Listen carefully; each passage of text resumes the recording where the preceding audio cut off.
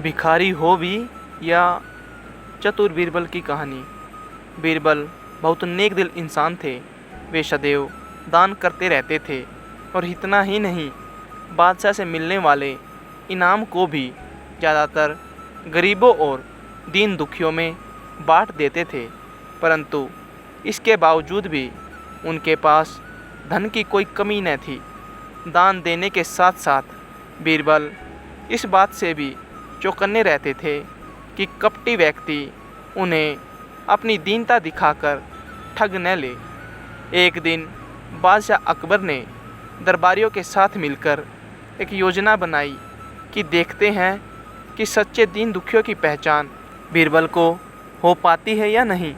एक दिन जब बीरबल पूजा पाठ करके मंदिर से आ रहे थे, तब एक भिखारी ने बीरबल के सामने आकर कहा, हुजूर, मेरे 8 छोटे बच्चे हैं। मैं और मेरे बच्चे 7 दिनों से भूखे हैं। भूखे को खाना खिलाना बहुत पुण्य का कार्य है। मुझे उम्मीद है कि आप मुझे कुछ दान देकर अवश्य ही पुण्य कमाएंगे।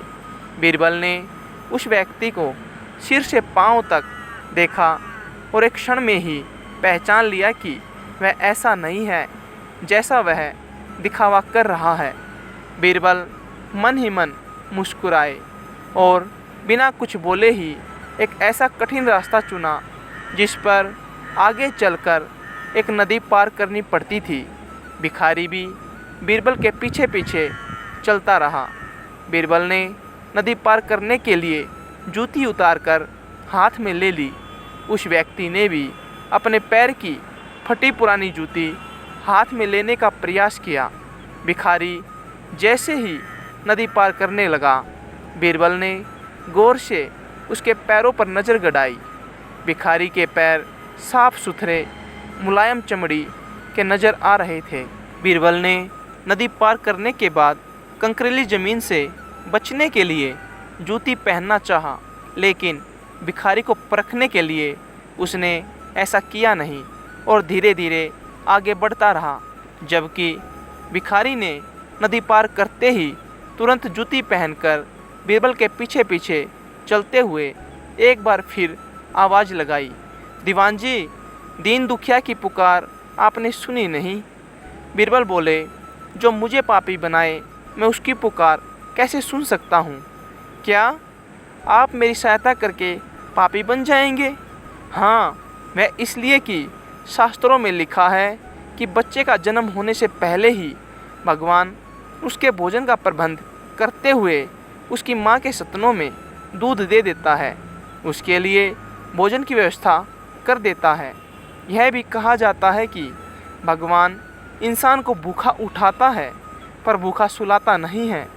इन सब बातों के बाद भी तुम अपने आप को 7 दिन से भूखा कह रहे हो। कुल मिलाकर यही समझना चाहिए कि भगवान तुमसे रुष्ट है और वे तुम्हें और तुम्हारे परिवार को भूखा रखना चाहते हैं और मैं उसका सेवक हूँ। अगर मैं तुम्हारा पेट भर दूँ तो ईश्वर मुझ पर रुष्ट होगा ही। मैं ईश्वर के विरुद्ध नहीं जा सकता। मैं तुम्हें भोजन नहीं करा सकता क्योंकि कोई पापी ही ऐसा कर सकता है। बीरबल का ऐसा जवाब सुनकर भिखारी वहाँ से चला गया और बादशाह को पूरी घटना बताई। अगले दिन बीरबल जब दरबार गया तब बादशाह ने बीरबल से पूछा, बीरबल, तुम्हारे धर्म कर्म की बड़ी चर्चा है, पर तुमने कल एक भूखे को निराश ही लौटा दिया, क्यों?